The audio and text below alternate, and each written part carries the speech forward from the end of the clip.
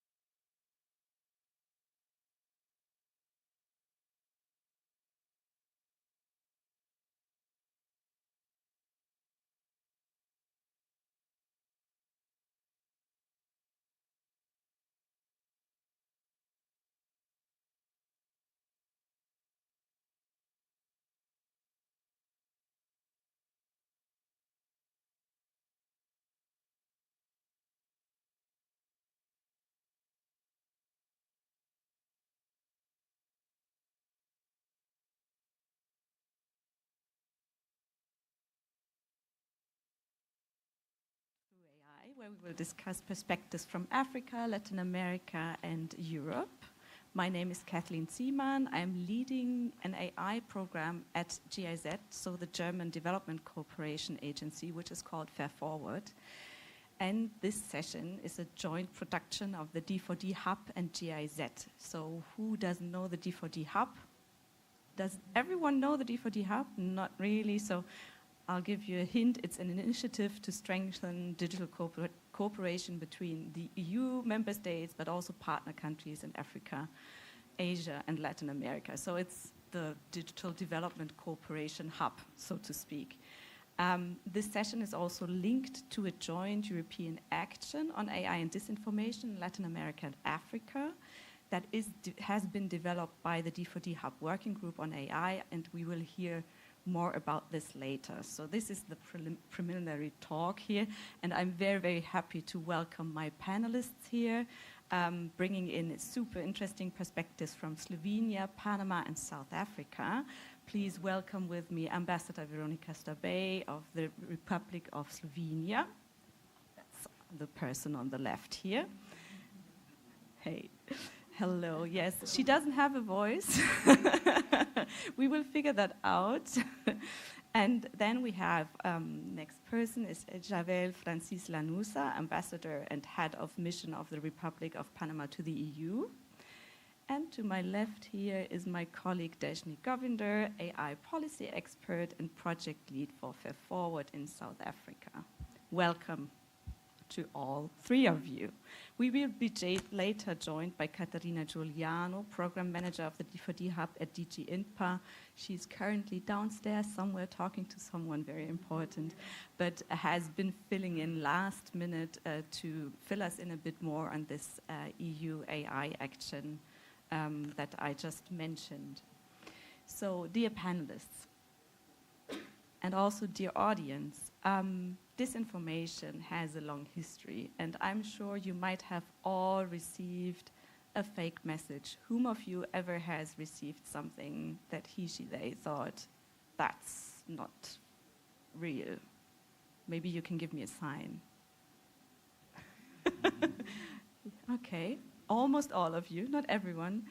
Well, if we would look at history, I think, if we would look at documents from Rome, we would for sure find documents that are really intentionally dissemination of false information, right? We would see stone tables, dissemination information that would be not true about political candidates already. But digital means have accelerated the dissemination of false information. And with the super election year ahead, disinformation has come on the global risk map. So for example, the World Economic Forum has put disinformation on rank #1, risk as impacting democratic practices in the short term. So it's a huge thing. But nonetheless, specific research in this space is very, very scarce, and that is part of the problem, right? And also due to the nature of the problem. So we rely a bit more on observations and on incidents and recordings, and that's what my first questions to you would be, dear panelists. What are your observations in terms of disinformation from your perspectives, from your countries? What examples could you share? And I would love to start with you, maybe, Veronica, if you can. Wait, there's a second microphone. Thank you. I will try. I really apologize. I lost my voice. I talk too much, actually.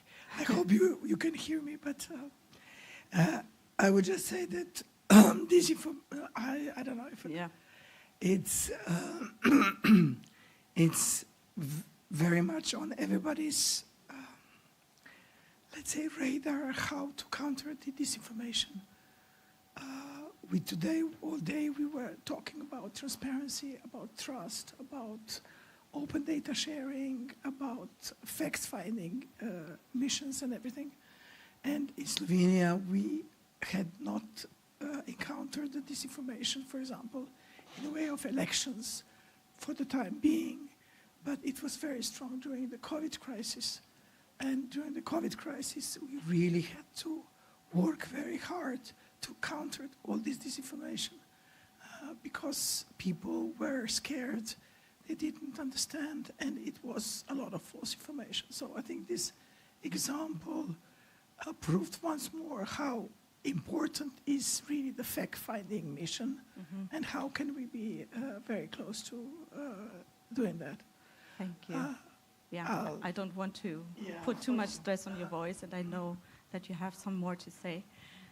From Panama or Latin America, Javel, do you have anything you would like to share? Well, in the first place, thank you for the invitation. It's an honor to be here and to share these ideas on this topic. When I was invited for this panel, I thought about, you may remember a movie, an Oscar movie winner in 2022, Everything, Everywhere, All at Once. Well, this is what is happening with disinformation and with deepfakes, unfortunately. And indeed, yes, in Panama, in Latin America, the Caribbean, and actually everywhere in the world, it is taking more than only the purpose of not revealing the truth, but beyond. And it's permeating, as well as AI, all the ways of living of all the citizens in the world. It's regarding the possibility of enhancing the pandemic or not even being able to cover it. It's enhancing the possibility of distorting democracies in our countries and in our places of living. And it's also targeting the possibility of having a better development or growth, even if in our societies, because the core function of our citizens and our governments, which is a well-informed decision, is being distorted. So a quick answer for that is it's everywhere, and as it's everywhere and it's multidimensional, we need to target it likewise. It's not one way. We'll talk about this probably later.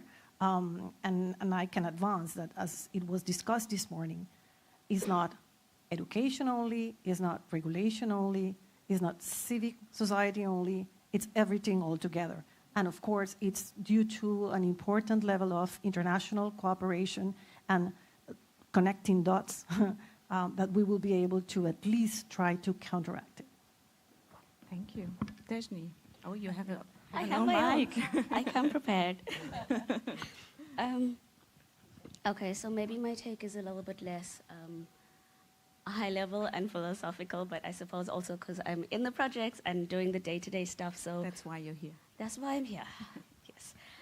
One of the things I realized, and when I was doing a bit more research on this, because admittedly, a point that I realized when I was doing more research on this is that we particularly in the projects that we do and in general, misinformation is so permeated across different sectors that we almost take it as it's a thing that we need to regulate and solve for, and the thing that should be solved, and we realize how bad it is, but we don't actually do enough in the everyday or the day-to-day activities. And one of the things that came to mind when I realized that is how people are like, oh, well, if you're online and you have an online presence, you could be more subject to a misinformation or disinformation campaign. But with the advent of technology, and this ironically came to me in an email that I didn't subscribe to, called AI Secrets and stuff, just randomly appeared in my inbox. The irony is not lost on me. But it actually showed me this new tech by Google. It's called AI Vlogger. And you can basically take a still photograph, like just a normal picture, and turn it into an avatar that speaks. So somebody's like, oh, well, I'm not online. And I often tell people, yeah, I'm not on Instagram. Like, I don't need that. But then definitely guaranteed there is a picture of me somewhere online that can be turned into a misinformation campaign. So that was the first thing that came to mind, that even if you don't have an online presence, ordinarily, you could still be a subject of that. The second thing was, and this is something that I focus a lot on in my project in South Africa, but also in Fair Forward, is that it impacts very adversely a lot of advancements we've made for gender equality, particularly because, I mean, revenge porn is a thing, right? That happens irrespective of what you've done or didn't do or said. But a lot of times it could be used to discredit women. It could be used to discredit young girls. I mean, private schooling is a big thing. In South Africa, it's a lot of people, as much as you can afford, send your kids to private school for a good education. But I mean, at the end of the day, we know teenagers are teenagers, and sometimes maybe an unintended picture goes out.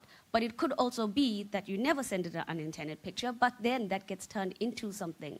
And young people are so impressionable, so then it affects mental health. It also discredits women if you're maybe in a senior position and maybe you're in a board seat that requires votes and allies. And somebody's like, well, let's see. And it goes without saying that women are more adversely impacted by campaigns than if a man was in the same situation. That's a whole different topic in itself. We'll have a separate panel on that.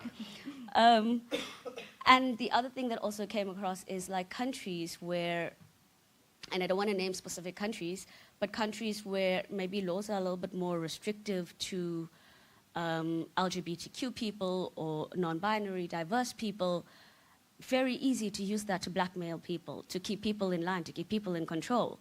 So oftentimes we think of misinformation, disinformation. Yes, there's also the election component, which I'm sure will be spoken about enough. South Africa is no different. We already had our major scandal with the opposition party, a fake video going around with an opposition party. We're also going to the polls this year. It's also very difficult to find these fake videos then later, right? Because yes. they kind of disappear. Yeah? And that's a good thing. So we were like, okay, let's find some fake videos. And then we actually realized, maybe it's a good thing we can't find the fake video because it's been taken down. But they're still doing the rounds on social media. But I'm going to stop here. So that was just some of the things that when I looked at this, I was like, actually, when you stop and think about it, crap. It becomes a lot more into the level of it applies to me, it can affect me, it does affect me. Thank you, Dejni. And I'm sure we will also have a look more into, effects on elections and democratic processes later when we come more specifically to AI. So Katharina, you joined us. She's here. The EU has come.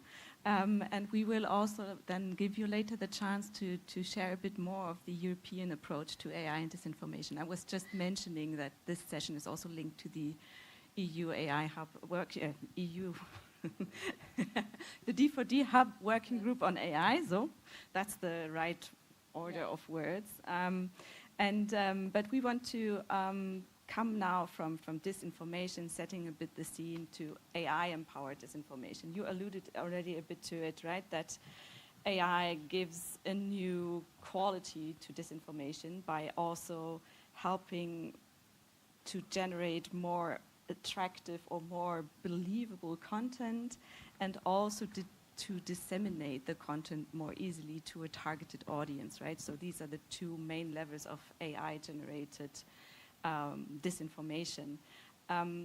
Maybe this would be a good moment to share a bit more of your perspectives on how AI at the moment is regulated in that space, starting with you, Deshni, on AI and disinformation in South Africa. Where are we with the regulation at the moment? Nowhere. No, that's not entirely true. So in terms of AI policies, we don't have a policy, so we're not there with Rwanda and Ghana and Egypt and Mauritius. Yeah, maybe let's put that in. So it's 5 African countries that do have AI regulations, right? Yes. The numbers vary, but let's say 5 to 10. So South Africa doesn't have a regulation. We do not have a regulation, but we are currently en route we've started our journey on AI policy, and the project will be launched next week at the government summit, on the National AI Government Summit. But we are now actually on that journey to creating AI policy. And one of the big elements, of course, and with an election year and a lot of universities and entities doing research on fake election news, that would be a big component of that. Also because South Africa has a very big uptake on smartphone usage, which means that it's a lot easier to target people. What I did notice, which is really good, is that, and some of you would have seen, the AU published recently the white paper draft on drafting AI policies for African countries, and they very specifically and significantly mention misinformation in that, which I think is actually a really good step. One of the things that has come up in countries and policies, when countries are doing AI policy, is, and also no different to South Africa, is that you also need to look at the foundational policies that feed into AI policy. So right. That's data protection regulation, that's Cybersecurity Crimes Act, it could be also Electronic Communications and Informations Act. All of these elements almost fit into it. We also need to look at, in terms of human rights and your constitution, Bill of Rights, if that needs to have a revision, because some people take it for granted. We've done this constitution when we became a democracy and it's all-encompassing, but it's never all-encompassing. I think the other thing that was also interesting and important was around language and use of language, because one of the things that came up was around how, in terms of regulation and policy, what is also the policy in terms of dissemination in local languages? One of the things that's problematic, and coming from a country where we have 12 official languages, it was 11, now we have 12. Sign language is an official language.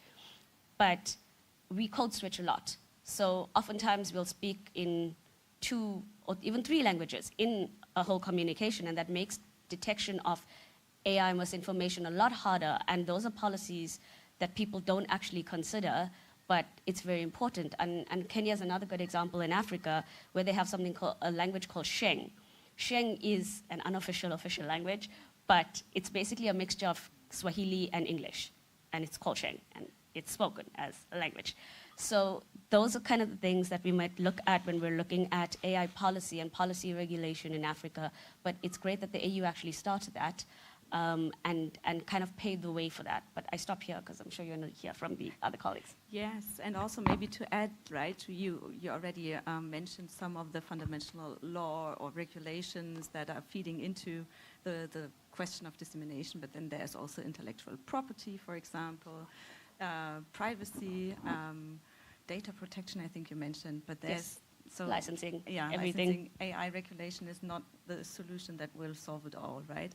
So from a Latin American perspective, Javel, where is AI regulation in Latin America at the moment? Okay, so where are we? Most of our countries are, the good news is that they're all very engaged, not only recognizing the problem, but starting to work towards either a national strategy on AI on a very substantive formulation and basis, or directly in draft laws that will try to tackle all issues, including, even though not directly necessarily the matter of disinformation or deepfakes through AI. The way in which we're working, and that is why I'm so pro working towards international cooperation or partnerships, is because we see these as a regional possibility to have a common language. And by that I mean not only Spanish or Portuguese, which are the most common languages, but to have a basis to identify where we are and how we're going to tackle the main issues. For instance, for the diagnosis or for the recognition of where we are, UNESCO has been working, it was mentioned this morning, on a tool for the readiness assessment mechanism that will go through the countries on a very exhaustive or a very broad-like emphasis on all the issues or all the relevant parts that need to be identified in order to understand where we are and how do you start building up the national strategy and or the regulation as it should happen. And that is going on. There's a lot going on in terms of international participation and bi-regional cooperation, and I'm sure that we will read it later, and that is one of the areas that takes my time in Brussels as well, which is the digital alliance with the EU and the international partnerships that has proven to be a very relevant mechanism for this discussion. It started as a declaration launch in the EU-CELAC summit that happened in July last year. But it has grown to be a very practical exercise of exchanging where we need and how we need to identify these matters. And as you well mentioned, this one in particular, we identified in the meeting in Cartagena that will have 5 pillars, one of which is AI as a fundamental one. And within that one, of course, all the aspects. And on the side, as you were mentioning, of course, cybersecurity, which is very linked to the information that is used or not used or how it is violated or infringed.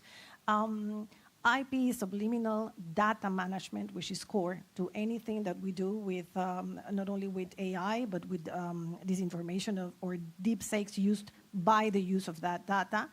And in general terms, all aspects surrounding it. And in Latin America as well, you have, as you mentioned, the IP laws, the criminal laws, the defamation laws that can all be triggered or related to the misuse of information or deep fakes, which at the end, if the effect is concatenated with any of these infringements, will be targeted as well. Thank you. I wanted also to mention that later you are very well invited to ask your questions, right? I will reserve like 10 minutes in the end, so you can also ask my colleagues here on specific approaches. Katharina, how is now the EU approaching this space of AI, disinformation, and trust with this new action? Maybe you can give us some insights. Hi, good afternoon. First of all, sorry to be late, but the beauty of being here is finally meeting in person so many people. So I was in a meeting. Maybe before getting to that, Veronica, I don't know if she's mentioned before the D4D Hub. It was just mentioned, but you can elaborate. Yes, because Sorry. That would help, Veronica, Yeah, exactly. We spoke about that before. So, as you might heard, in the framework of the Digital for Development Hub, which is a Team Europe launched by the European Union, and since yesterday with 16 countries, Croatia just joined, we have launched one of the 10 thematic working group is focusing on artificial intelligence with the aim to work in a Team Europe spirit with member states and partner countries, including with partner countries, to create a vision and a roadmap to work together. So each working group of the D4D Hub, are led by member states. In this case, there are Slovenia and Spain leading this. And in the framework of the D4D Hub, we also organized and supported the policy dialogue within the Digital Alliance. So within this working group, member states and us, my colleagues in particular, have been working on, are working on a new initiative on artificial intelligence and disinformation. It's still in the making, so no official announcement yet. We cannot. But this initiative aims at strengthen social resilience and raise awareness around disinformation and in the age of the artificial intelligence. So, and as you just mentioned, the important thing that this initiative promotes to do is create also South-South collaboration, and not only through Europe and Global South, but also among the South, the Global South. And this is the interesting thing again, is that we are doing in a Team Europe approach. We heard this morning my directors, the EU support the AI as a tool for economic growth, but at the same time, we need to make sure that the AI is also putting the citizen right and protects citizens. So this where this action and this initiative come from. Again, I cannot say much more yet because it's still in the making and it's not, for all administrative reasons, it cannot be official yet, but we will be happy to make, when finalized and wrapped, we'll be happy to share more information with everyone. If I just try to add something, we really try to put AI inside the whole Digital Alliance, for example. Yeah. It was not at the beginning, and together with the Latin American, we put AI as the 5th pillar in this Digital Alliance. So I think this is very important. This is one thing, and this working group, the disinformation, is the result of working together to prevent that. I think it's very important, and it's a huge interest to be trustworthy, open, and resilient into that. So sorry. Thank you. Do you want to add any more on the activity in depth, or is that? Yeah. I think that for the moment is enough. In any case, if anyone is interested in having more information, you can always reach either to me or to my colleague, also the D4D Hub Secretariat, which will put you in contact with the right people. And also interesting, I think that in this case is to highlight also that countries like Lithuania, Lithuania, Slovenia, Germany and France most probably are involved. So it's not only big countries involved in this Team Europe, as it might often happen, but there are also small countries testifying the importance of AI, I mean, what importance AI is having in our cooperation with partner countries. Thank you. Well, you just mentioned as well that it's so important to raise trust, right, as also #1 measure to counteract disinformation. And I wanted to ask you this as well, right? I mean, we've been picturing now AI as a huge enabler of disinformation, but AI can also be an enabler of positive participation for citizens and of access to information. So, and I feel like it's also helpful to have this positive side of the technology raised here as well before we come to questions and recommendations. And so maybe, Jeva, we can start with you. What do you see as measures to counteract disinformation with trust from South American perspective? as I said in the beginning, and I think it was said also in several panels this morning, trust is an emotion. So no regulation will be able to counteract misinformation alone, but it has to be there. And it's my lawyerly side talking. If trust is an emotion, and the problem is that we're getting the wrong information, or we're not able to even assess it. There are studies that says, for instance, in the side of Latin America, that people don't even, there are many citizens that don't even believe that there is this issue of deepfakes. And that is really scary in terms of then how do you tackle a problem that you don't know you have?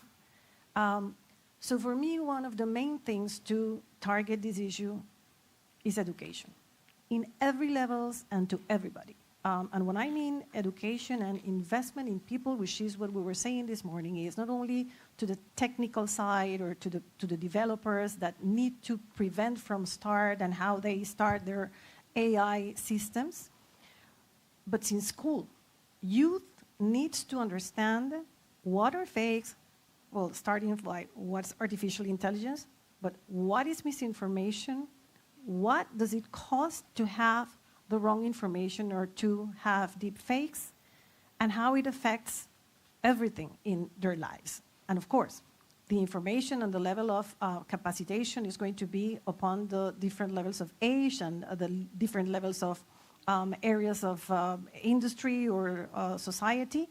But everybody is in the boat, and we need to be all informed of what it costs. I also said in the beginning that this is something that permeates every area of the society and every area of our lives. So it's really core that we get it right and that it's a permanent effort. It's not also something that you do and then you can forget about it. It's a permanent effort, and you need to keep reviewing it and modifying it.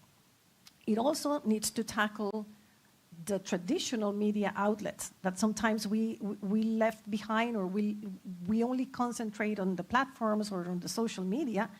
But actually, the traditional media had checks and balances. First of all, was censorship, which I don't agree with. Then it was editorials.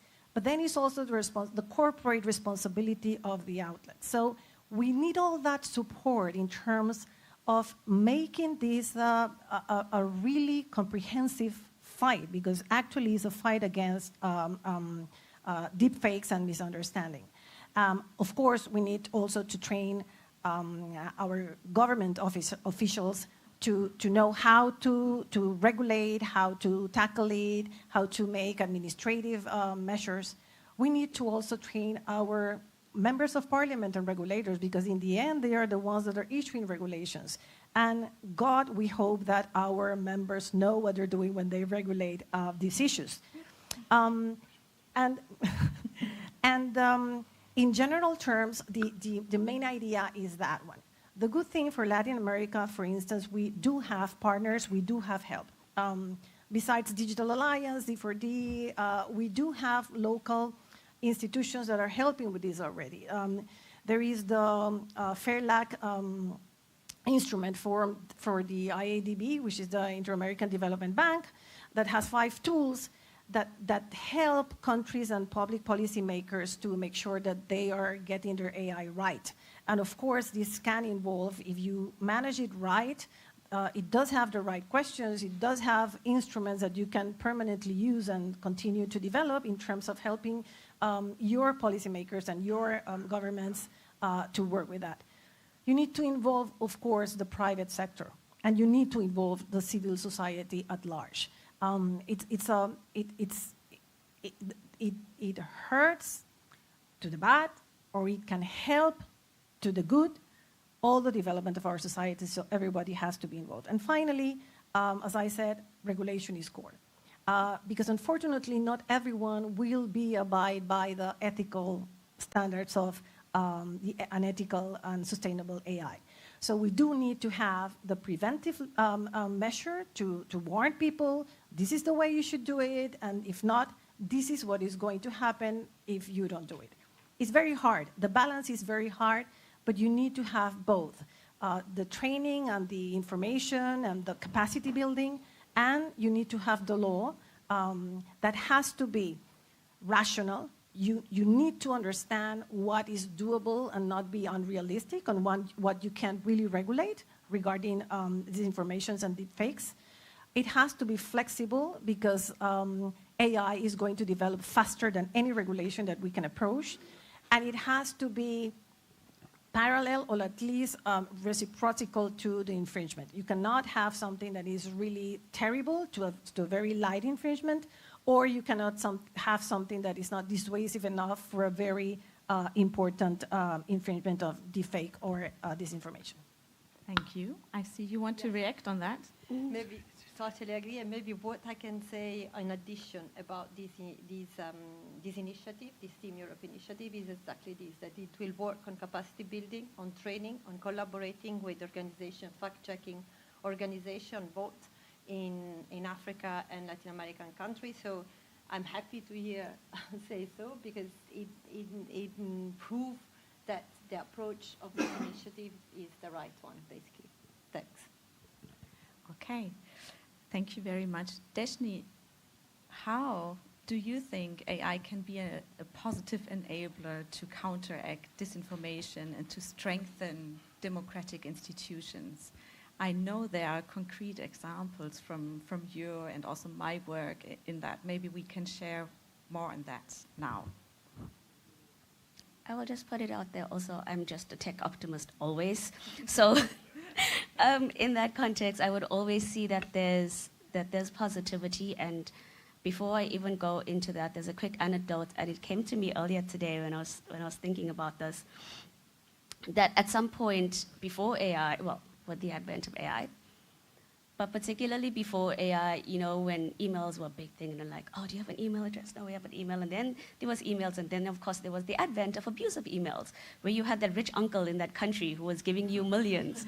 Or you had... I had one. You have? Oh, man, I never did. Or you had, for example, which is a common scheme now, your Amazon account subscription is going to end. Please click on this link.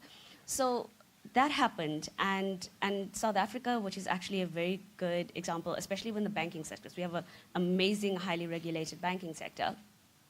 And when the banks particularly realized the impact of phishing and all of this, smishing, phishing, and all of the lovely words and acronyms, they took it upon themselves to actually take up those educational and capacity development initiatives with banks, because they realize not just the impact on the citizen, but the impact on them and the bottom line for banks when it comes to financial fraud and an and.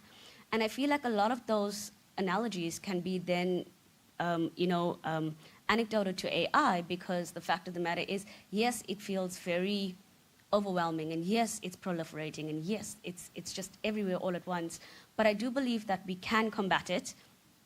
And the first thing for me, or at least when I approach it, and I suppose this is my very now corporate brain thinking, it's people, process, and systems. And all of that comes together with trust. So trust between people, so it's important that we ensure, and I get asked this question a lot, I don't know if I should actually say this, because it's a very non-diplomatic thing to say. But you are not a diplomat. I am not a diplomat, but I am apparently supposed to uphold the standards of GIZ.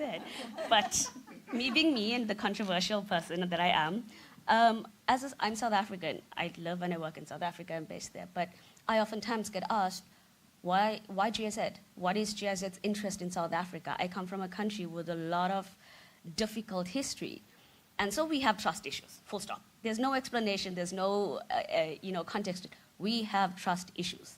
That's how it is. So when you get entities coming in, like GIZ, saying, actually, we want to help, your first question is, why? And it's true, and I've had to answer this question many times. So trust in people, in the entities that are coming in, I think that's very important, that when funders come in or donor entity organizations come in, that you're coming in and you're actually coming in with the right intentions and doing the right activities for the country.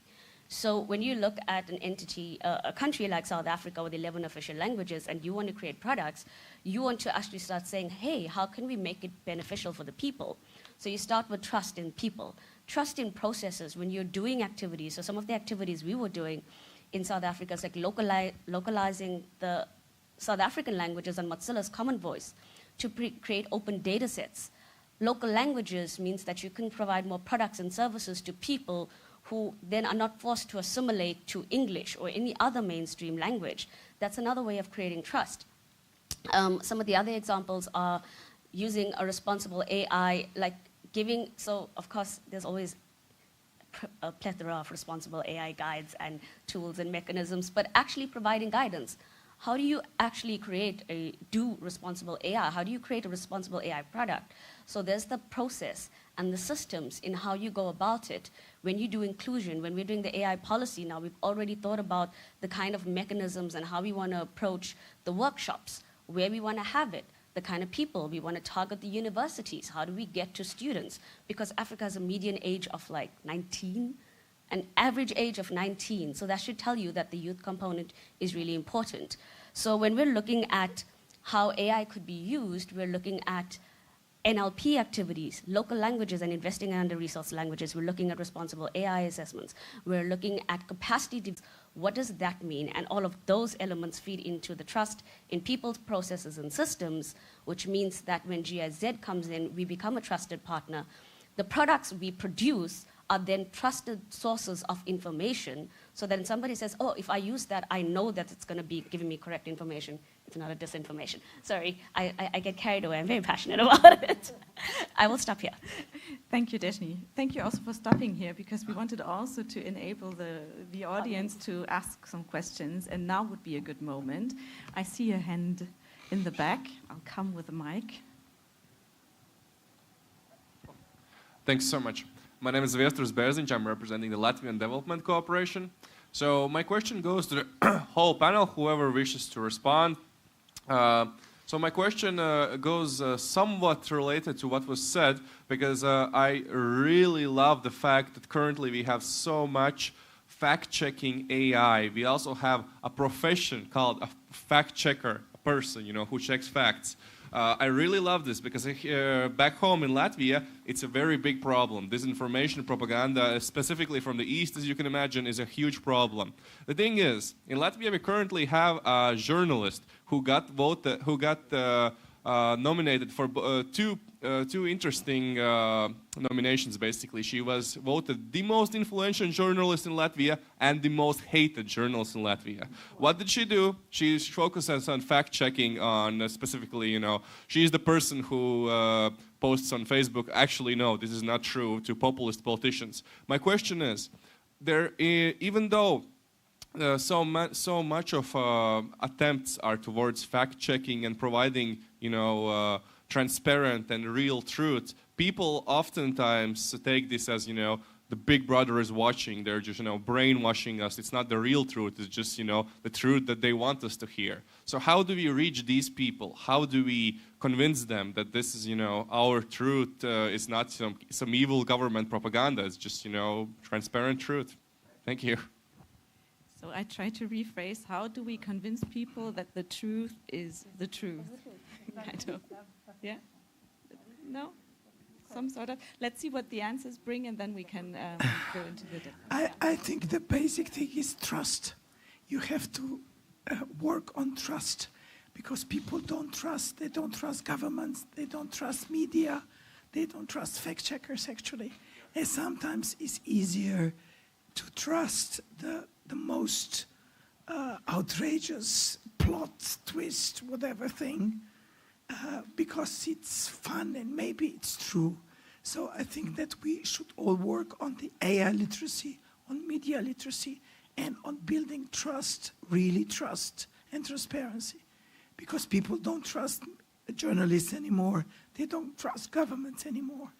So the campaigns that we are trying to do is to use people, maybe, I don't know, sports people or somebody else who people really love and trust. So this is far easier to convince them than the government would ever think. I don't know, it just... Yeah, thank you. You want to answer as well? Some of you? No? I just will add that indeed, that is exactly the issue. It's not easy. It's a mountain uphill. But you will have as many people willing to do the right thing as many people like haters or people with nothing better to do. Seriously. And we just need to keep going because what is at stake is too much important. That's my practical answer. And that's how, with all the initiatives that we have just discussed. Maybe I will just say very briefly, what we've also learned from South Africa, but also the Africa projects, it's very important to make content relatable and AI relatable. Oftentimes people would say, but I don't believe it because it's too far-fetched, it's too fictional, whatever. And I think it's important when we also talk about digital literacy, capacity development, that it becomes relatable to people. It's not a disparate concept. So when people are looking at the truth and talking about the truth, they can actually relate to that element or component of that element in their day-to-day lives. And I feel that a lot of the times it just goes over people's head because they just cannot directly relate to it and the impact of the consequences for them. Thank you. You want to react? Just to add, I mean, totally agree with what you said, education and capacity building and training, but maybe also focusing on young generation before this feeling of mistrust get installed in them. Because I think we need to invest more and more on young generation because it will be them maybe taking out and using more of the AI in the future. So we are running a bit over time, but I saw one question. Yes, we can take that, and then we'll kind of close. I think you heard already lots of recommendations, so I don't have to state them again, right? We can take your time for your question. Thank you very much. I'm Karl Bernadac from the French Development Agency. Thank you very much for the insightful discussion, and I really appreciate the previous point on, the responsibility of AI and also the source of the problem, which is the mistrust or what we consider the truth. I mean, even in very rational society, we have seen what happened in the US and so forth. So alternative fact. So with or without AI, you have a fundamental problem in what do you trust as reality, as fact, as evidence-based discussion or debate. So this is more a comment, and the question is, the panel focused on disinformation. There is also maybe an issue on misinformation and regulation, because when you have press, there is a editor's position. I mean, this media is more conservative, more liberal, progressive, whatever. What we see with social networks is that then the algorithm, or before AI, but is meant to drive your attention. So it's misinformation in the sense that it locks you into your sphere of belief and interest.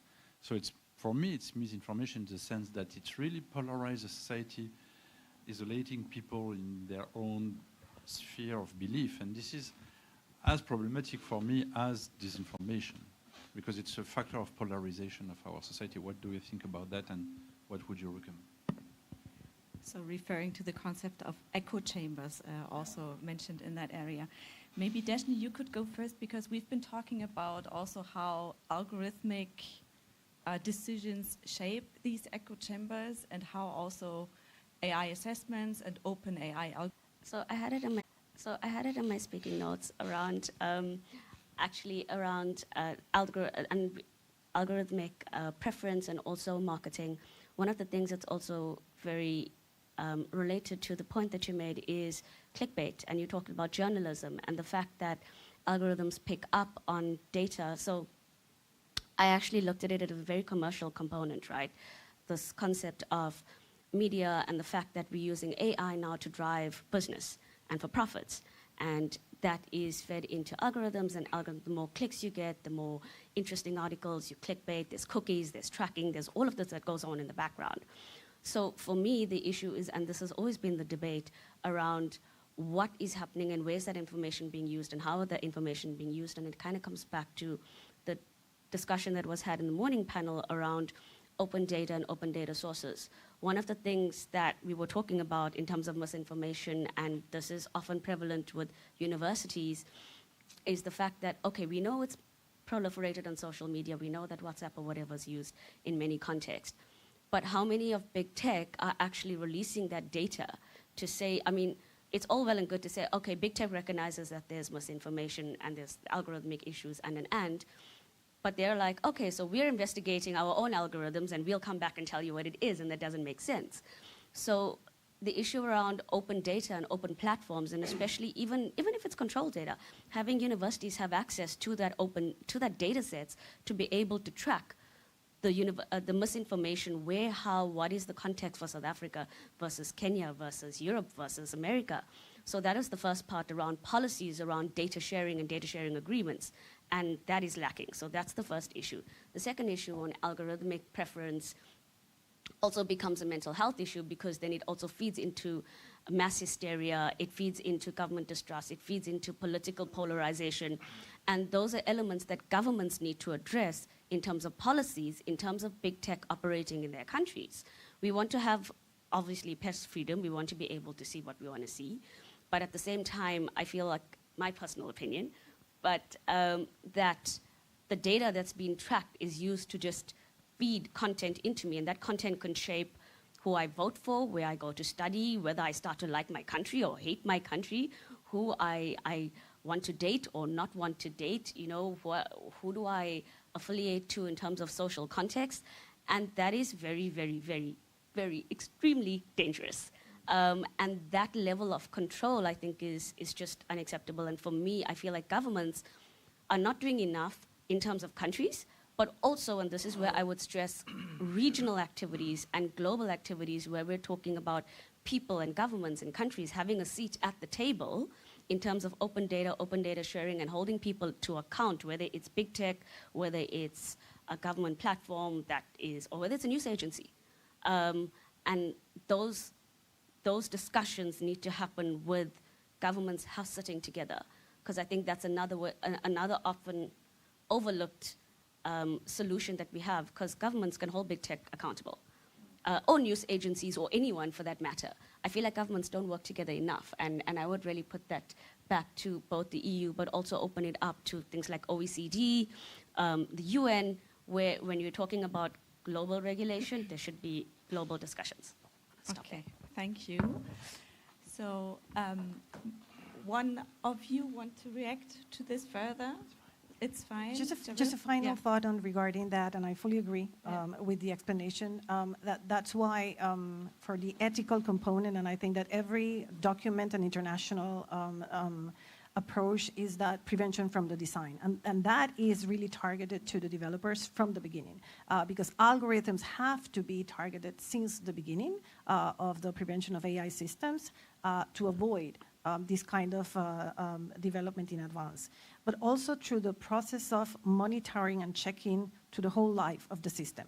And that's why I also said in the beginning that it's a permanent work. It cannot end when you end and put in place the system. And lastly, some countries like the EU, and I will let this to, that's why then you have the risk assessment value, which is being also used by several other countries in terms of if your AI really tackles or has an object of many people and many important aspects of life, like designing your job or your capacity to get a loan or whatever, and impact directly on your development and capacity, then is a higher level of is the highest level of risk and standards, and then it has to have additional connotations when you issue it and how you develop it. So thank you, everyone. I think we are at the end of our time. It was a super interesting session to get your insights. Thanks to the audience for asking interesting questions and sticking with us. And have a good afternoon, and thank you so much.